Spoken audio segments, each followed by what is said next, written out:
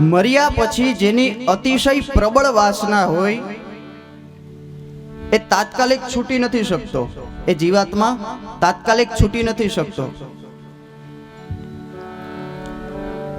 એમાં બે પ્રકારની આત્મા આવે.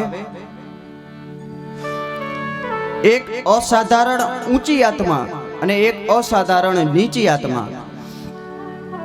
જિંદગીભર ખોટા કામ જ કર્યા હોય, ખરાબ કામ જ કર્યા હોય, કોકનું ખરાબ જ ઈચ્છવું હોય, એ અસાધારણ નીચી આત્મામાં આવે.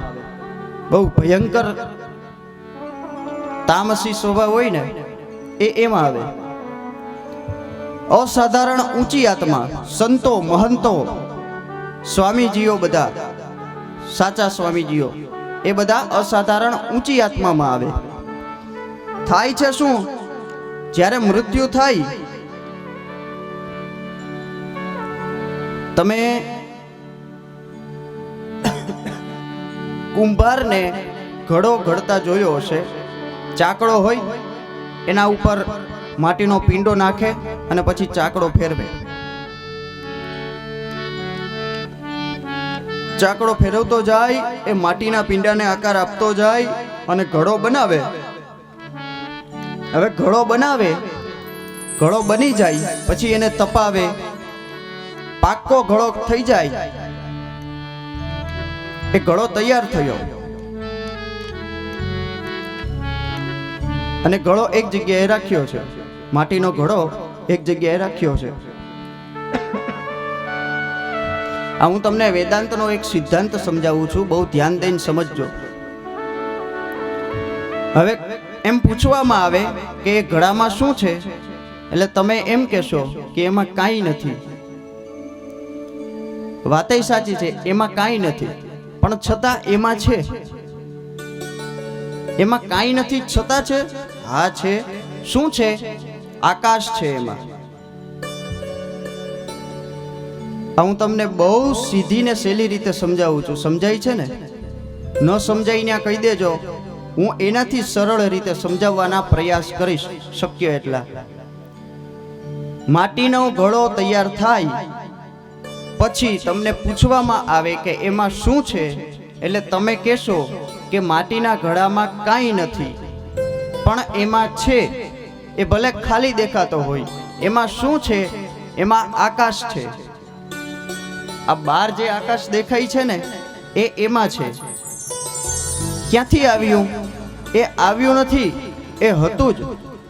પણ આપણે કુંભારે એ માટીના પિંડાને એવો આકાર આપી દીધો કે એ ઘડાના, માટીના ઘડાના આકારનું એ આકાશ થઈ ગયું.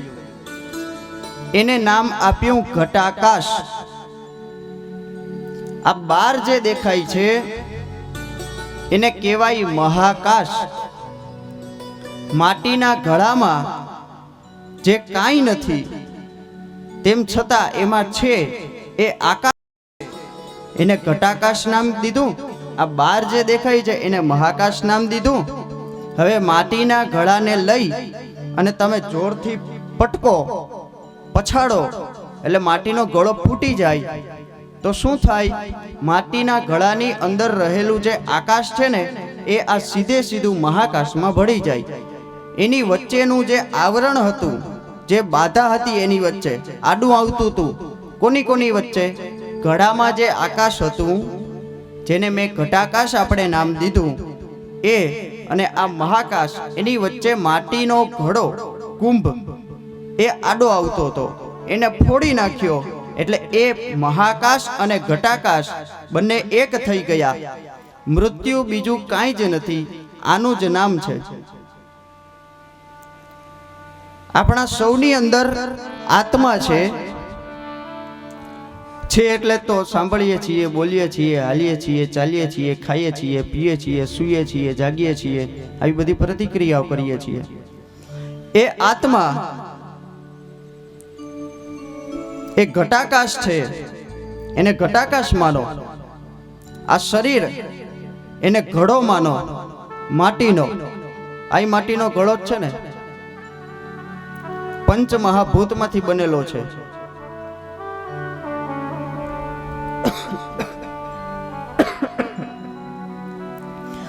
આ માટીના ઘડાનો સમય થાય એટલે ફૂટી જાય. એ ફૂટી જાય એટલે અંદર રહેલો જે આત્મા છે એ પરમ ચૈતન્ય શક્તિ પરમાત્મામાં વિલીન થઈ જાય. બસ આનું જ નામ મૃત્યુ છે, બીજું કાંઈ નથી. મરી કોણ જાય છે, ગુજરી કોણ જાય છે? આ શરીર. આત્મા તો મરતો નથી, આત્મા તો અમર છે. આ ઘડો ફૂટી જાય છે, આત્મા એ તો અમર છે, એ મરતો નથી. પણ આત્મા અને શરીરના મિલનથી, અત્યારે આ મિલન છે આત્મા અને શરીરનું, એટલે આપણે જીવીએ છીએ. જ્યાં સુધી આપણે જીવ્યા ત્યાં સુધી આપણે જે કાંઈ પણ વિચારો કર્યા, સારા કે ખરાબ, એમાં સંતો એમણે ભગવત ચિંતન કર્યું, સારું સારું ચિંતન કર્યું, તો એ સત્પુરુષો કહેવાના. એની વિચારધારા સત્વગુણ વાળી હતી, બીજાનું ખરાબ કરવાની નહોતી. બીજા ભલે મારું ખરાબ કરે, પણ હું બીજાનું ખરાબ ન કરું, બીજાનું ખરાબ ન ઈચ્છું, એ સંત પુરુષ. અને બાકીના બીજા આપણે બધાય કોઈ સારું કરે તોય એનું ખરાબ ઈચ્છીએ, અને બાકી આમ અમથાઈ આપણે એને ઓળખતાય ન હોઈએ તોય ખરાબ વિચારો એ મનમાં ચાલુ જ હોય. આનું આમ થાય ને, આનું તેમ થાય ને, એ આડો આવ્યો ને, એ આમ થયો ને, એ આ તેમ થયો. સારા વિચાર એ સત્વગુણની નિશાની છે. સારા વિચાર કરશું તો અસાધારણ ઊંચી આત્મામાં આવશું. જિંદગીભર કોકનું ખરાબ જ કરશું તો અસાધારણ નીચી આત્મામાં આવશું. આપણા વિચારોથી વાસના થઈ, વાસના બંધાણી. હવે મૃત્યુ થયું, મોત થયું, એટલે આત્મા હતો એ પરમાત્મામાં વયો ગયો, વિલીન થઈ ગયો. શરીર એને કાં તો અગ્નિ સંસ્કાર દ્વારા બાળી નાખવામાં આવ્યું, કાં તો દાટી દેવામાં આવ્યું જમીનમાં, એટલે એનોય નાશ થયો. પણ આપણા જે વિચાર હતા ને એ એમને સ્થિર રહ્યા. એને નામ આપ્યું વાસના. એ વાસના ભટક્યા કરે છે અને બહુ ખરાબ વિચાર હોય ને પછી એનાને નડે છે.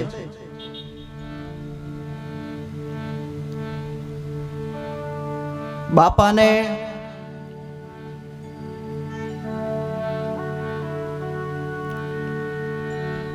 કાજુ કતરી બહુ ભાવતી હોય. છેલ્લા સમયે અંતિમ દિવસો દરમિયાન બહુ અંતવાલી હોય, એવી વાલી હોય કાજુ કતરી. અંત સમય દરમિયાન કાજુ કતરી મળે નહીં અને બાપાનું અચ્યુતમ કેશવમ રામનારાયણમ થઈ જાય તો બાપાનું મન કાજુ કતરીમાં હોય છેલ્લે. હવે કાજુ કતરી ખાવા માટે આટા મારે. પછી એના જે બાળકો હોય ને એને પીડે, એટલે પછી એના છોકરા બહુ આમ શ્રદ્ધાવાળા હોય નહીં, એટલે શ્રાદ્ધ તો કરે નહીં. શ્રાદ્ધ તો ત્યારે થાય કે જ્યારે શ્રદ્ધા હોય. શ્રદ્ધા ભળે તો શ્રાદ્ધ. તે કાંઈ એના સદગત પિતૃ વાહે, સદગત તો ક્યાંથી, અસદગત એના પિતૃ વાહે કાંઈ સારા કાર્યો કરે નહીં. એટલે કાજુ કતરીમાં પેલાનું મન હોય ને એટલે કોઈને કોઈ રીતે સંકેત આપવાનો પ્રયાસ કરે છે, પણ આ માળા સમજતા નથી. નળે છે, પિતૃઓ નળતા નથી. આ પિતૃઓની જે વાસના હતી ને એ નળે છે. જે જીવતા નથી નડ્યા એ હું મર્યા પછી નળવાના. એ તો ઉલટાના આશીર્વાદ આપે છે બેઠા બેઠા. પિતૃઓ નથી નડતા, આ વાસના જે છે ને એ નળે છે. આ કથાઓ એના માટે છે કે આપણે જ્યારે છેલ્લા સમયે જઈએ ને ત્યારે આપણી વાસના સારી કરીને જઈએ કે વાહેવાળાઓને નુકસાન ન પહોંચે.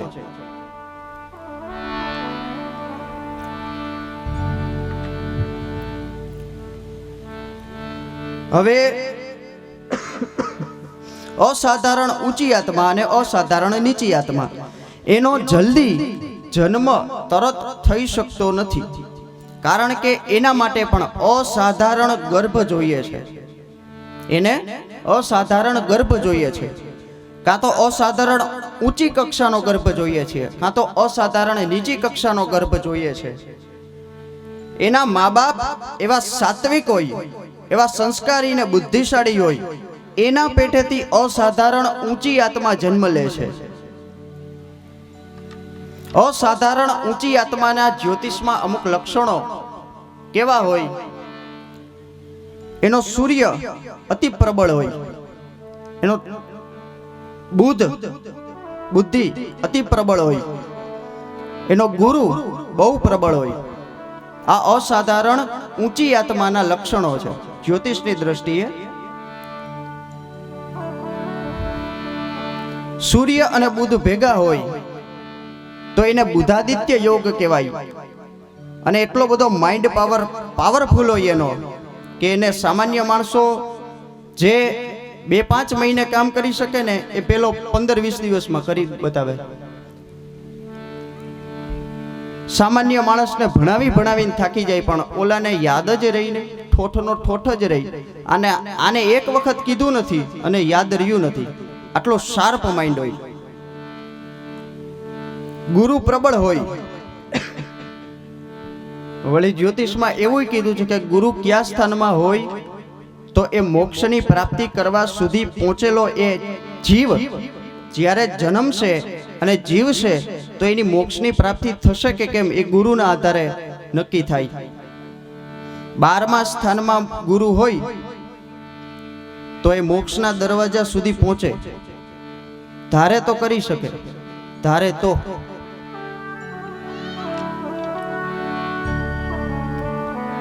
અને અસાધારણ નીચી આત્મા, એના માટે પાછા એવા હલકા વિચારવાળા મા બાપ જોઈએ. એને એવો ગર્ભ પ્રાપ્ત થાય એટલે એના પેટેથી જન્મ લે. પછી પાછો જે પેલા નડતો તો એ પાછો નડવા માંડે. આ પેલાય સારું કરતો તો લોકોનું, પછી એ સારું કરે. ઓલો પેલાય નડતો તો અને પછી એ નડે.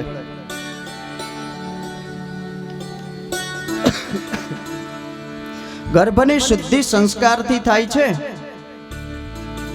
નંદજી જાતકર્મ સંસ્કાર કરાવે છે. દૈવજ્ઞ અને વેદજ્ઞ બ્રાહ્મણોને બોલાવે છે. દૈવજ્ઞ અને વેદજ્ઞ બ્રાહ્મણો આવે છે.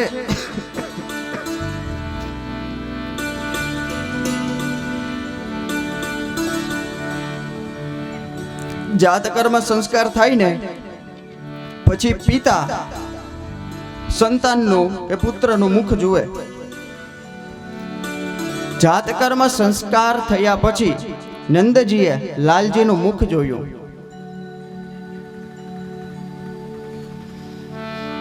નાંદીમુખ શ્રાદ્ધ કર્યું, પિતૃ દેવતાઓનું પૂજન કર્યું. શાસ્ત્રોમાં એવું કહ્યું છે કે આપણે ત્યાં પુત્ર પ્રગટ થાય ને, પુત્ર જન્મ થાય ને, એમાં પિતૃ દેવતાઓના આશીર્વાદ હોય તો પુત્ર જન્મે. પિતૃ દેવતાઓના આશીર્વાદથી પુત્ર જન્મે છે. પિતૃ દેવતાઓના આશીર્વાદ ન હોય તો પુત્ર ન જન્મે. નાંદીમુખ શ્રાદ્ધ કર્યું, પિતૃ દેવતાઓનું પૂજન કર્યું. દેવઋણ, પિતૃઋણ, ઋષિ ઋણ અને સમાજ ઋણ, આવા અમુક ઋણો આપણા દરેક માણસ ઉપર રહેલા છે. કયા કયા? દેવ ઋણ, બીજું પિતૃ ઋણ, ત્રીજું ઋષિ ઋણ, ચોથું માનવ ઋણ અથવા તો સમાજ ઋણ. દેવ ઋણ, દેવતાઓએ આપણને આવો અલભ્ય મનુષ્ય દેહની પ્રાપ્તિ થઈ છે. દેવતાઓનું પૂજન ન કરીએ, પૂજન અર્ચન ન કરીએ તો એમાંથી છૂટી ન શકાય. દેવતાઓની પૂજા કરીને, અર્ચન કરીને દેવ ઋણમાંથી છૂટવાનું છે. બીજું પિતૃ ઋણ.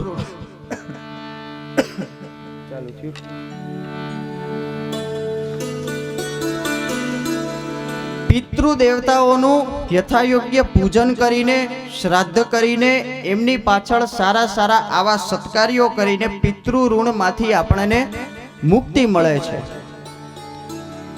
ત્રીજું ઋષિ ઋણ.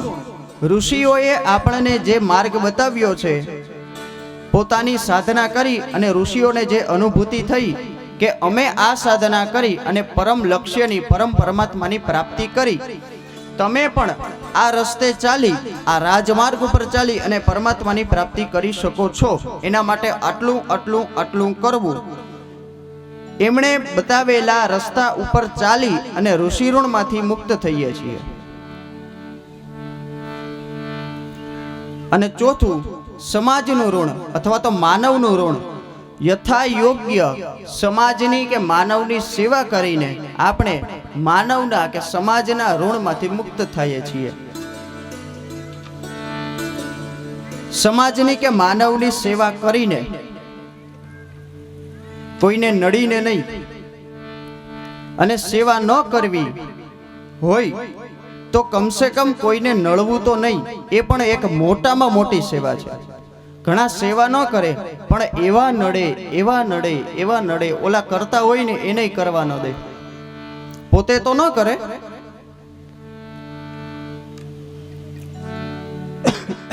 પણ પેલા ઓલા સમાજ સેવા કરતા હોય ને, માનવોની સેવા કરતા હોય ને, એને એવા ભરમા, એવા ચક્રાવે ચડાવે, એવા ભ્રમિત કરી મૂકે કે પેલા કરતા બંધ થાય.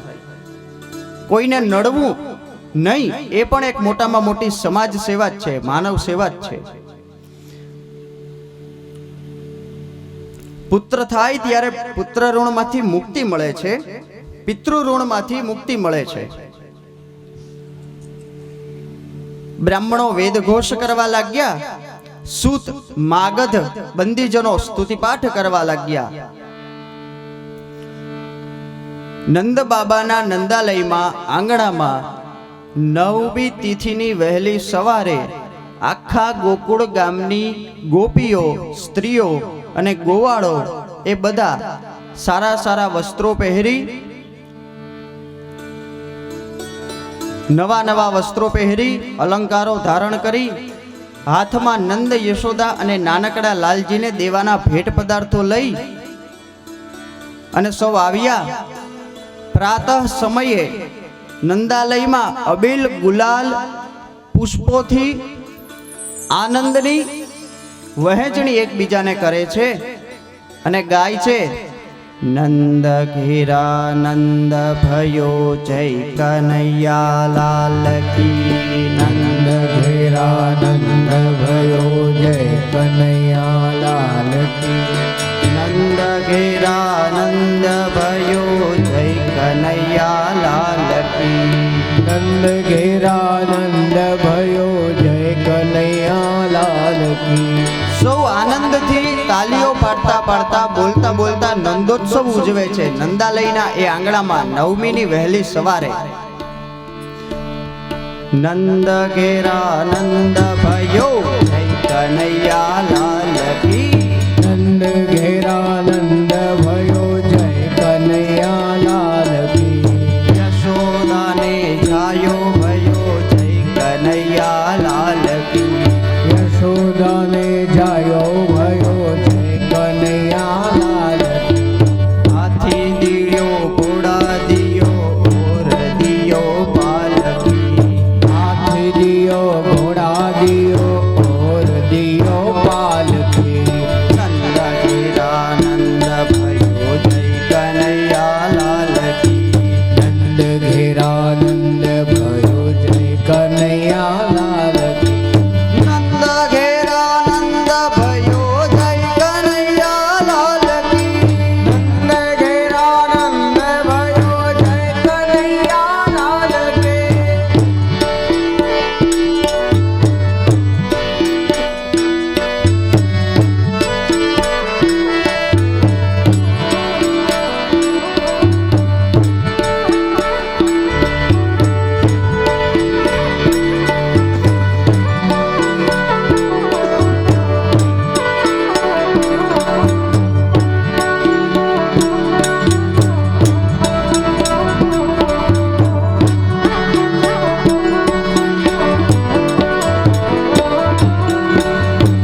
નવમીની વહેલી સવારે નંદાલયના આંગણામાં અબીલ, ગુલાલ, પુષ્પો, બધા આવા પદાર્થોથી નંદાલયનું આંગણું આખું ભરાઈ ગયું.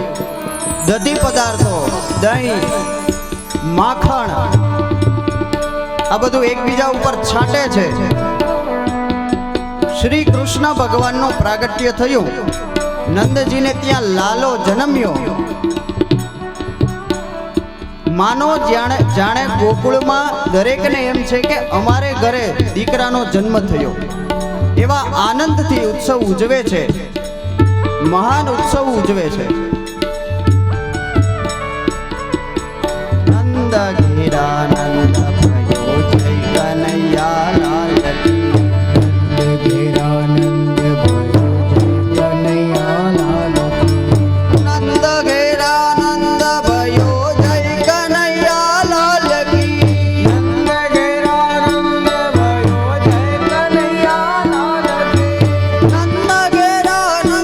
ભયો જય કનૈયા લાલ કી.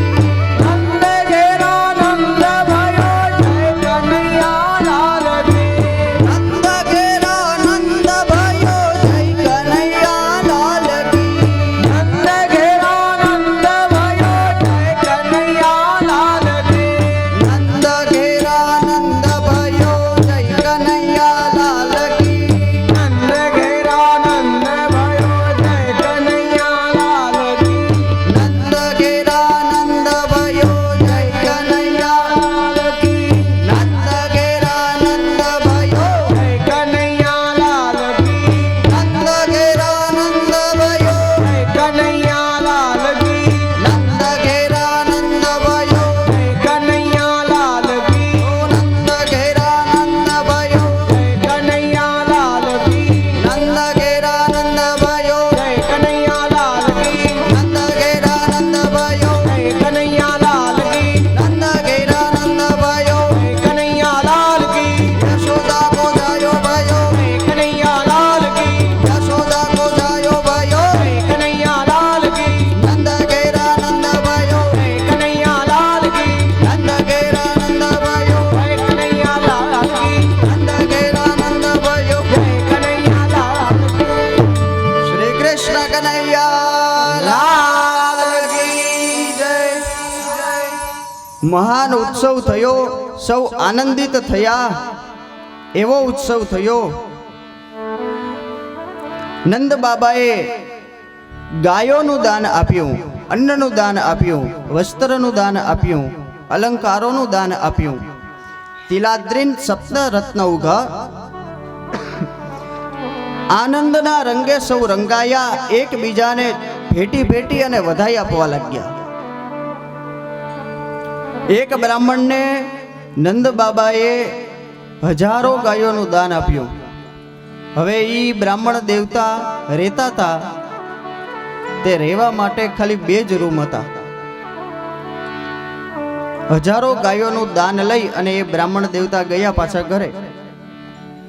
ઘરે જઈ અને એ ગાયોને બાંધવા લાગ્યા. અને આવ્યા ને ત્યાં અંદરથી આવ્યા ગોરાણીમાં. આટલી બધી ગાયો ક્યાંથી કાઢી? તો કે નંદ બાબાએ આપી છે. લાલાએ જન્મ લીધો ને, લાલાનો જન્મ થયો ને, તે નંદ બાબાએ આપી છે.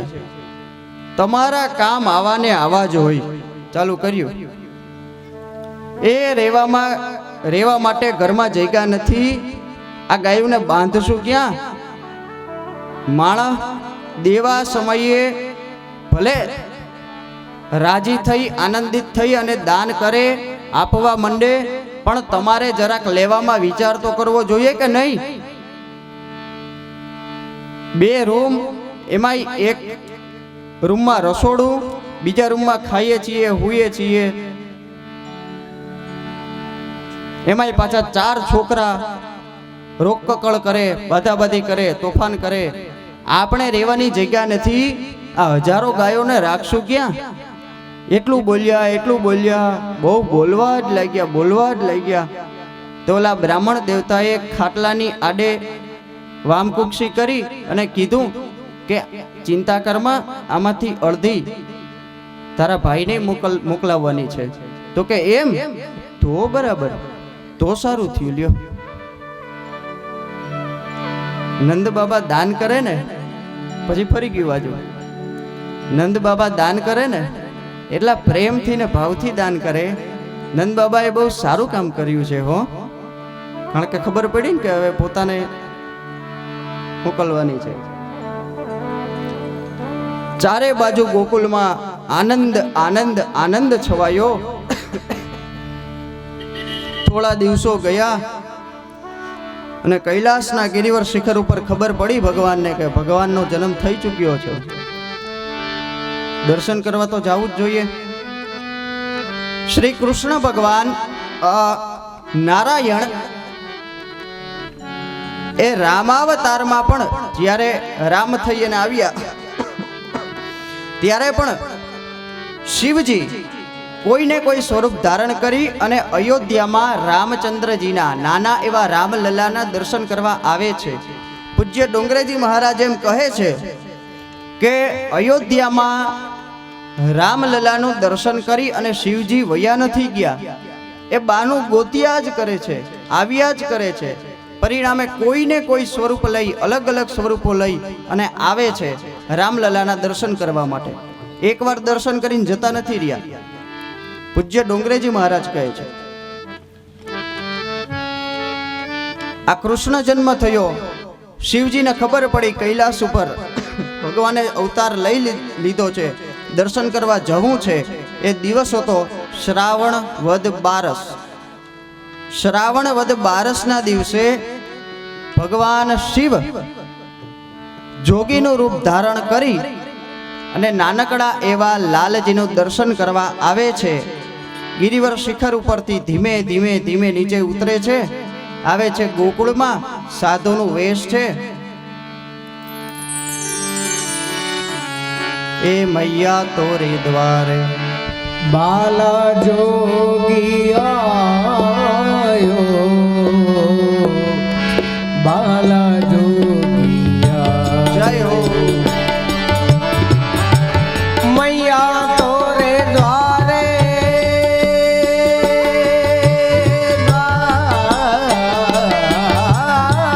જય હો. બાલા જોગી આયો, બાલા જોગી આયો, આયો, બાલા જોગી આયો.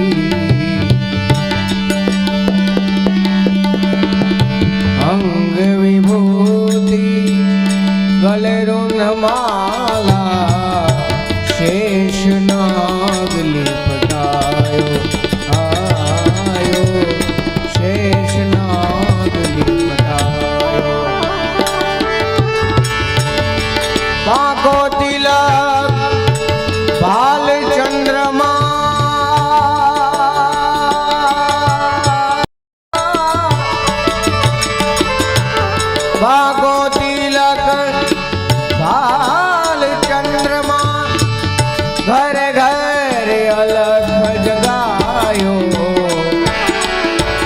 નંદ ઘેરે અલખ જગાયો, બાલા જોગિયાયો આયો, બાલા જોગિયાયો.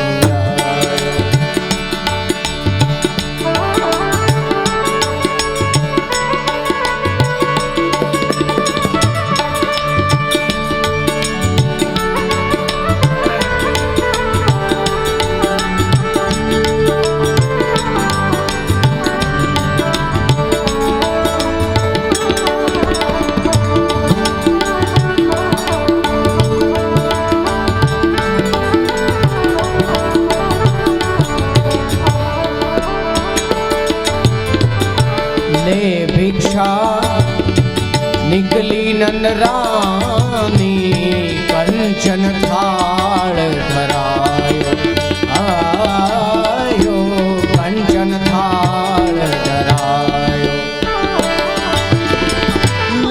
ભિક્ષા હે ભિક્ષા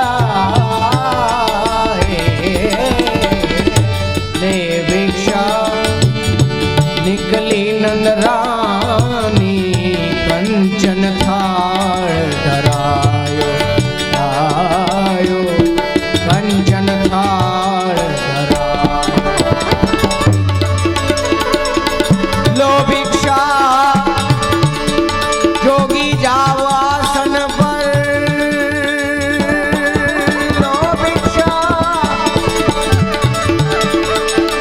લો ભિક્ષા જોગી જાવ આસન પર બાલક મેરો ડરાયો બાલક મેરો ડરાયો બાલા જોગી આયો બાલા જોગી આયો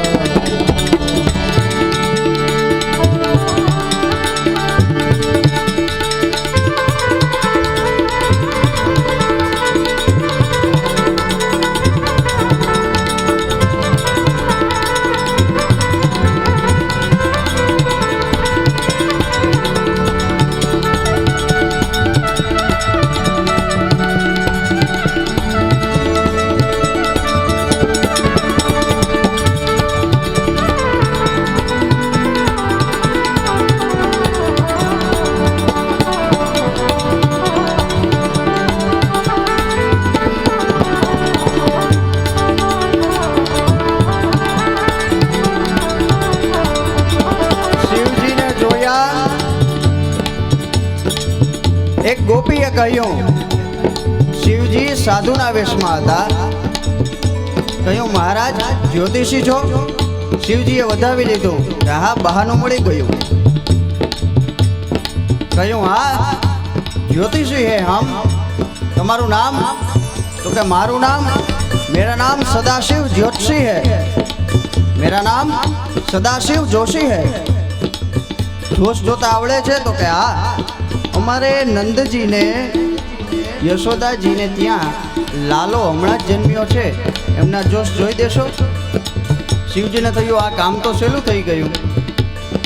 શિવજી આવ્યા, પેલી ગોપી દોરીને લાવી શિવજીને નંદાલયમાં બેસાડ્યા. યશોદાજીને બૂમ મારી, જોશી મહારાજ આવ્યા છે જોશ જોવા. નંદ યશોદાજીએ બહાર આવી અને શિવજીનું સ્વરૂપ જોયું. પેલા તો ના પાડી દીધી, મારે જોશ જોવડાવવો જ નથી. આવું સ્વરૂપ? ગોપીઓએ કહ્યું, તમે ચિંતા કરો માં, અમે ટોળું વળીને બાજુમાં ઊભી રહેશું. લાલાને કાંઈ નહીં થાય. યશોદાજીએ કીધું, મારો લાલો બી જાય આ સ્વરૂપ જોવે તો. અંદર લાલો વિચાર કરે છે કે માને ખબર નથી આ કોણ આવ્યું છે, હું કોણ છું. એટલે અંદર લાલાએ રડવાનું વોલ્યુમ ફાસ્ટ કર્યું. ધીમે ધીમે ધીમે રડવાનું વોલ્યુમ ફાસ્ટ કર્યું. યશોદાજી અંદર ગયા, કાંઈક વિચાર કર્યો. વિચાર કરે છે કે લાલાને બતાવવો તો નથી, જો આ સ્વરૂપ જોવે તો બી જાય. એટલા માટે થાળ લઈને આવે છે શિવજી પાસે. ભિક્ષા જોતી હોય તો આ લઈ લ્યો મહારાજ. બાકી મારા લાલાના દર્શન નહીં કરાવું હવે.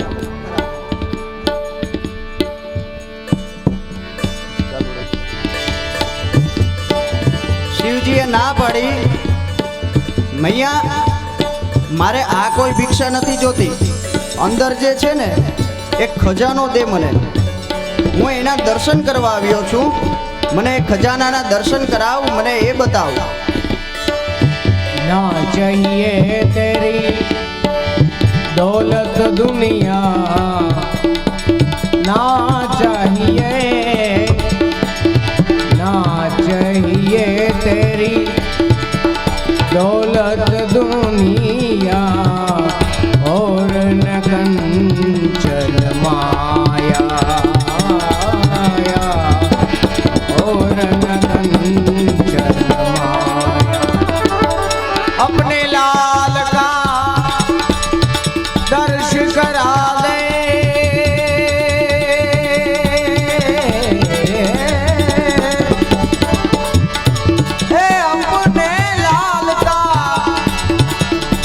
अपने लाल का दर्श करा दे, मैं दर्शन को आया, मैं कैलाश से आया, बाला जोगी आया, आया बाला जोगी आया।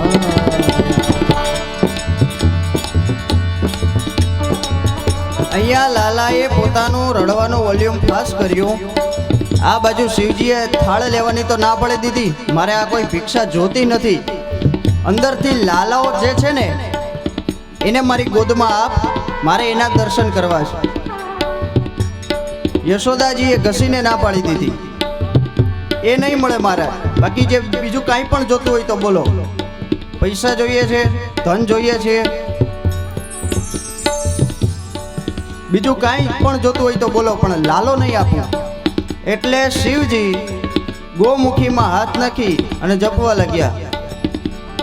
શ્રી કૃષ્ણ શરણમ મમ જય શ્રી કૃષ્ણ શરણમ મમ શ્રી કૃષ્ણ શરણમ મમ જય શ્રી કૃષ્ણ શરણમ મમ શ્રી કૃષ્ણ શરણમ મમ જય શ્રી કૃષ્ણ શરણમ મમ શ્રી કૃષ્ણ શરણમ મમ જય શ્રી કૃષ્ણ શરણમ મમ શ્રી કૃષ્ણ શરણમ મમ જય શ્રી કૃષ્ણ શરણમ મમ શ્રી કૃષ્ણ શરણમ મમ જય શ્રી કૃષ્ણ શરણમ મમ.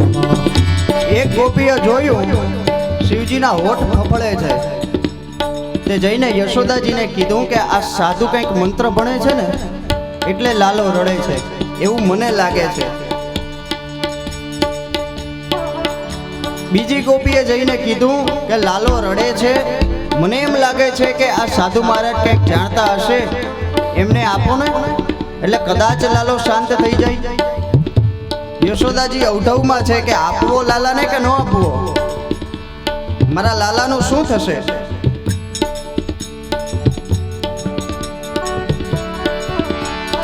ગોપીઓ હિંમત આપે છે યશોદાજીને અને યશોદાજી લાલાને લઈને આવે છે. કહે છે મહારાજ હું મારા હાથમાં રાખીશ, દૂરથી તમે દર્શન કરો, દૂરથી તમે જો, તમારે જોવો જ છે તો તમે દૂરથી જોવો. શિવ લાલાને લઈને આવ્યા યશોદાજી. શિવજીએ જોયા, મંત્ર જાપ બંધ કર્યા, જોઈ અને આનંદ વિભોર થયા. જોઈ અને હાથમાં લેવાનું મન થયું. યશોદાજીને કીધું મૈયા આમ મજા નથી આવતી, હવે મને હાથમાં આપો, મારી ગોદમાં આપો. ગોપીઓએ હિંમત આપી યશોદાજીને, તમે મૈયા તમે ચિંતા કરોમાં, અમે બધી ઊભી છીએ ટોળું વળીને, કાંઈ નહીં થવા દઈએ તમ તમારે. અને યશોદાજીએ લાલાને શિવજીની ગોદમાં આપ્યા.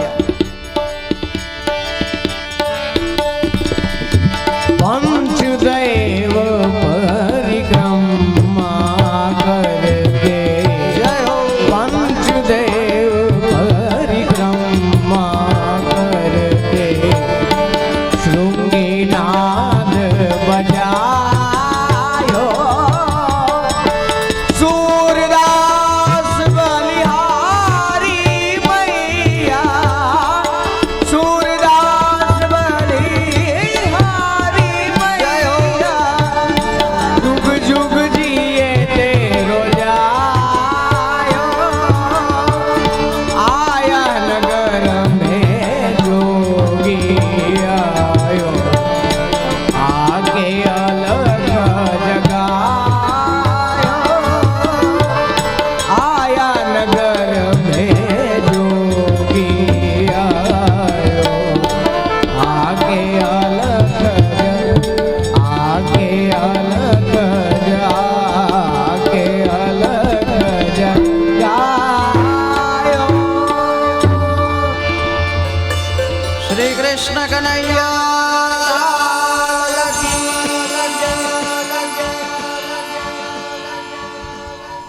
યશોદાજીએ લાલાને ગોદમાં આપ્યો. શિવજીએ લાલાને ગોદમાં લઈ દર્શન કર્યા, આંખો મીચી સમાધિસ્થ થઈ ગયા. વળી એક ગોપીએ જઈને હલાવ્યા. એ મહારાજ જોશ જોવા આવ્યા છો ને, જોશ જુઓ. શિવજીએ કીધું દેવી આના શું જોશ છો? તમારો લાલો અદ્ભુત છે, તમારો બાળક બહુ દિવ્ય છે. દરેક માને પોતાનો ગગો ક્યારે પૈણે એની ચિંતા હોય. તે યશોદાજીએ પ્રશ્ન કર્યો, મહારાજ મારો લાલો ક્યારે પરણશે?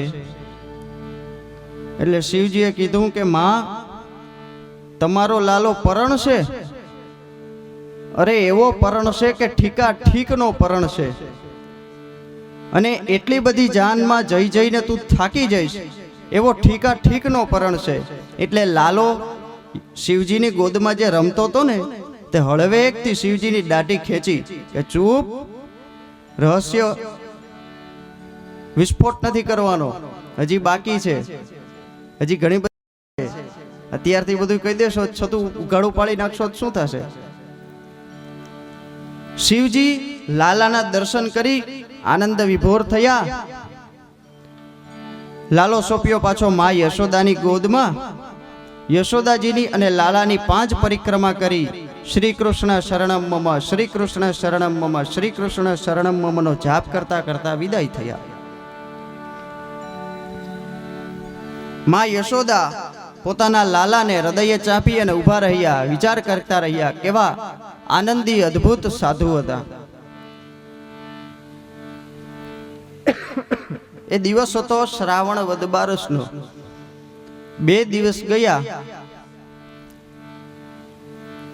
અને આવી પૂતના. આ બાજુ અષ્ટભુજા એણે જ્યારે કંસને કહ્યું કે તારો કાળ તો ક્યારનો સુરક્ષિત હાથમાં જતો રહ્યો છે, તારું મૃત્યુ નિશ્ચિત છે. એટલે કંસ એવો ધુઆફુઆ થયો, ખીજાયો, વ્યથિત થયો. તેણે એના મિત્રોની સભા બોલાવી, બધાને ભેગા કર્યા અને નક્કી કર્યું પોતપોતાના મત જણાવો. તે બધાએ પોતપોતાના મત જણાવવા માંડ્યા કે દેવકીને વાળ છટકી ગયો છે ને કંસનો, તે દેવકીએ જન્મ આપ્યો. એ બાળકના જન્મ થતા 10 દિવસથી હજી વધારે દિવસો થયા નથી. એટલા માટે 10 દિવસની અંદરના તાજા જન્મેલા બાળકોની હત્યા કરવાનું કંસે નક્કી કર્યું.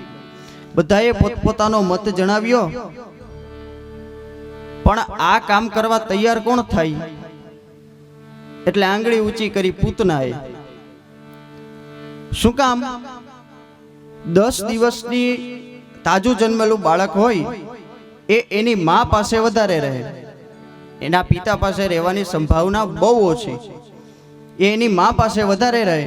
એટલા માટે સ્ત્રીએ, પૂતનાએ હાથ પેલા ઊંચો કર્યો કે સ્ત્રી દ્વારા જો આવી રીતના મારી નખાવવામાં આવે તો કાળ મરી જાય કંસનો.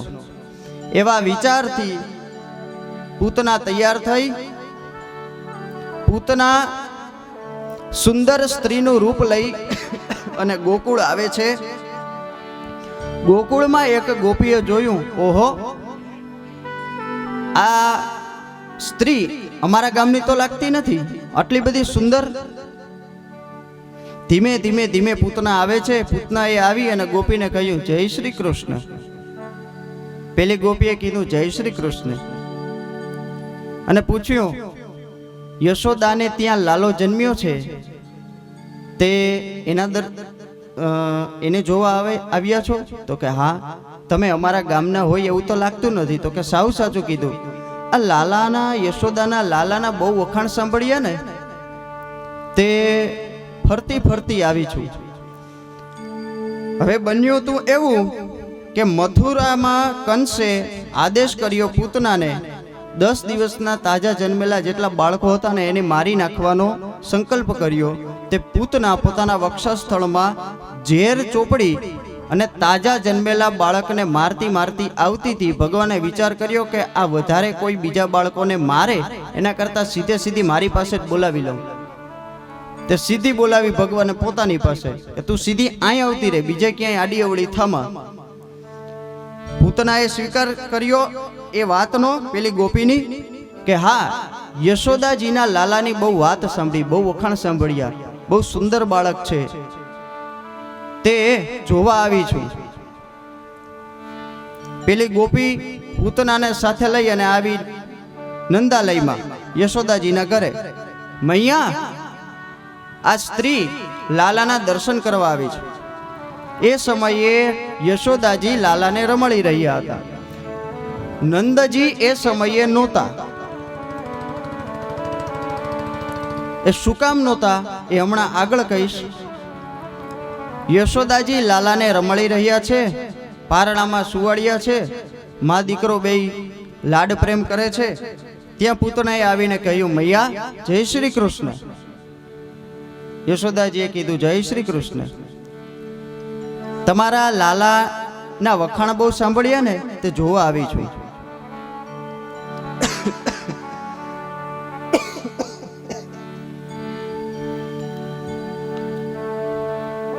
કંસેન પ્રહિતા ઘોરા પૂતના બાલઘાતિની શિશુંશ્ચચાર નિઘ્નંતી પુરગ્રામ વ્રજાદિષુ.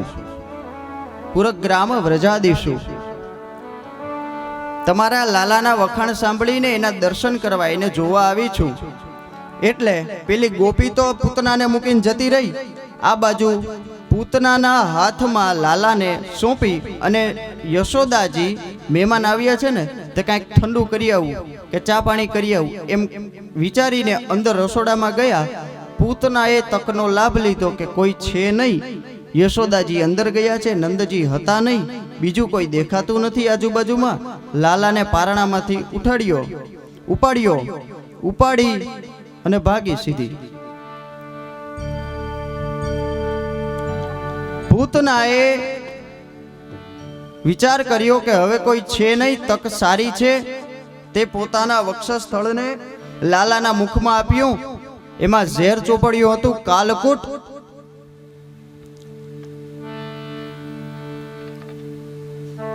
પૂતનાને જોઈ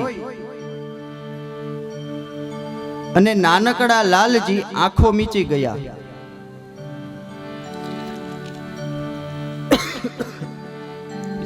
વિબુધ્યતામ બાલકમારિકાગ્રહમ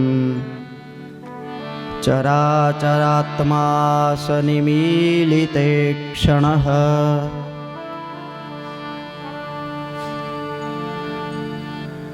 અનંતમારોપયદંકમંતકમ યથોરગમ સુપ્તમ બુદ્ધિરજ્જુદીઃ. પૂતનાને જોઈ એટલે નાનકડા લાલજી આંખો મીચી ગયા. શું કામ? સંતો એના કારણો બતાવે છે. કૃષ્ણ ભગવાન એ બ્રહ્મ છે. બ્રહ્મની દ્રષ્ટિ જેના ઉપર પડે, બ્રહ્મની આંખમાં બ્રહ્મ જ્ઞાન હોય, બ્રહ્મની દ્રષ્ટિ જેના ઉપર પડે એને બ્રહ્મ જ્ઞાન થઈ જાય. સંતો કહે છે, ભગવાન વિચારે છે કે જો મારી દ્રષ્ટિ પૂતના ઉપર પડશે તો આને બ્રહ્મ જ્ઞાન થઈ જશે. હવે પૂતના કોણ છે એનું રહસ્ય સમજો. પૂતના,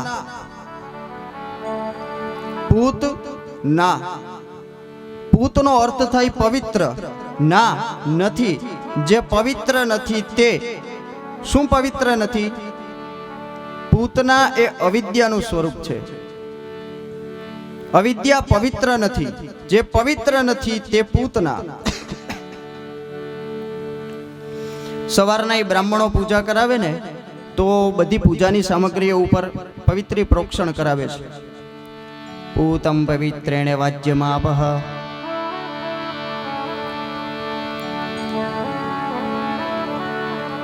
પવિત્રે સ્થો વૈષ્ણવ્યો સવિદુર્વઃ પ્રસવ ઉત્પુનામ્યચ્છિદ્રેણ પવિત્રેણ સૂર્યસ્ય રશ્મિભિઃ તસ્ય તે પવિત્ર પતે પવિત્ર પૂતસ્ય જતકામઃ પુને તચ્છકેયમ. પવિત્રીકરણ કરાવે છે. ભલે આપણે સ્નાન કરીને આવ્યા હોઈએ તો આપણા ઉપર, પૂજાની સામગ્રી ઉપર, બધા ઉપર પવિત્રીકરણ કરાવે છે. એમાં એવો ભાવ છે કે આ સામગ્રી, એમાં ફૂલ પણ હોય. હવે ફૂલ ગમે તેને ચૂંટેલા હોય, ભલે નાયા ધોયા વગરના એ અપવિત્ર અવસ્થામાં કે ગમે તેવા માણસે ચૂંટેલા હોય, એમાં એમ નહીં વિચારવાનું કે આ કોણે ચૂંટેલા હશે, આનું શું થશે. એની ઉપર પ્રોક્ષણ કરો ને એટલે એ પવિત્ર થઈ જાય.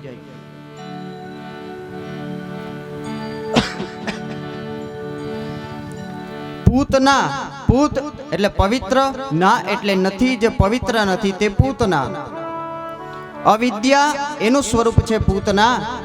લાલજીએ વિચાર કર્યો, આ અવિદ્યા છે, આને જો હું મારી દ્રષ્ટિ આપીશ તો આને વિદ્યા અને જ્ઞાન થઈ જશે કે હું બ્રહ્મ છું. તો આ જે કરવા આવી છે ને એ નહીં કરે, આ તો પગે લાગીને વહી જશે. એટલે મારી લીલામાં ભંગ થશે, લીલા આગળ વધશે નહીં. તો હું એ કરવા તો આવ્યો છું. એટલે ભગવાને આંખો મીચી ગયા. બીજા સંત કહે છે કે દ્રષ્ટિ જેને તેને ન અપાય, ગમે એને દ્રષ્ટિ ન આપવી. ત્રણનો ક્યારેય ભરોસો ન કરવો. પેલી દ્રષ્ટિ, બીજું વૃષ્ટિ, કાં તો અનાવૃષ્ટિ ને કાં તો અતિવૃષ્ટિ, અને ત્રીજા ટ્રસ્ટી. પછી ભલે એમાં શબ્દ ટ્રસ્ટ આવતો હોય, ટ્રસ્ટ ઉપરથી ટ્રસ્ટી બન્યો હોય, પણ આ ત્રણનો ભરોસો ન કરવો. જેને તેને દ્રષ્ટિ આપો, એ દ્રષ્ટિના માધ્યમથી મનમાં પ્રવેશે છે, આંખના માધ્યમથી મનમાં પ્રવેશે છે. મન બગડે તો મનખો બગડે, આખું જીવન બગડે.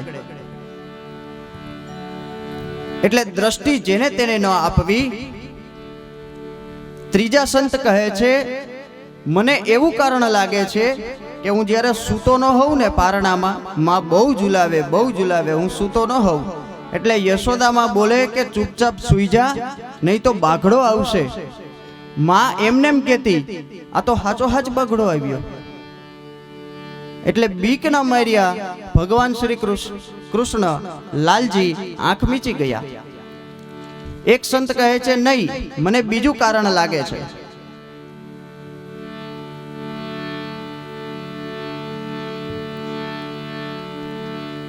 લાલજી વિચારે છે કે આ મારા હાથે મરવા આવી છે, પણ આ મારા સુધી પહોંચી કેમ? મેં આનો શું બગાડ્યું હતું? તો આ પૂતના એ પૂર્વજન્મમાં બલિરાજા અને વિંધ્યાવલીની દીકરી રત્નમાલા હતી.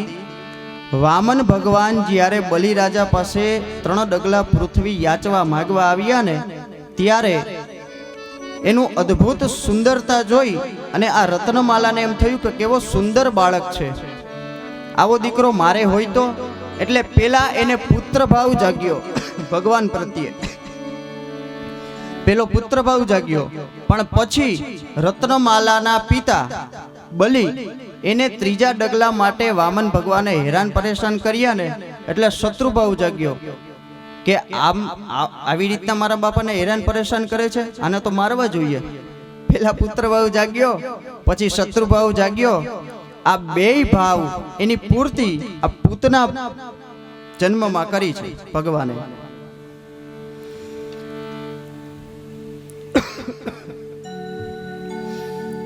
એક સંત કહે છે, નહીં, મને બીજું કારણ લાગે છે. મને એમ લાગે કે આવી જ ઘટના રામચરિતમાનસમાં પણ થઈ હતી. રામચરિતમાનસમાં જ્યારે વનવાસ દરમિયાન શૂર્પણખા આવી હતી, ત્યારે શૂર્પણખાએ આવીને એમ કહ્યું, મો સમ પુરુષ ન તો સમ નારી, યહ સંજોગ બીધી રચા બિચારી. મારા જેવી સ્ત્રી નહીં અને આપના જેવો પુરુષ નહીં, આપણે લગ્ન કરી લેવા જોઈએ. રામજીને આવીને એમ કહે છે. તે વનવાસ દરમિયાન સાથે સીતાજી હતા. એટલે રામજીએ શૂર્પણખાને જવાબ આપ્યો, પણ દ્રષ્ટિ છે સીતાજી તરફ. અત્યારે આ જન્મમાં રાધિકાજી હજી આવ્યા નથી, રાધાજી. તે દ્રષ્ટિ આપવી કોને? એટલે એમ વિચારી અને લાલજી આંખો મીચી ગયા. સંતોએ લાલજીના આંખો મીચવાના ઘણા બધા અર્થો, ઘણા બધા ભાવો વ્યક્ત કર્યા છે.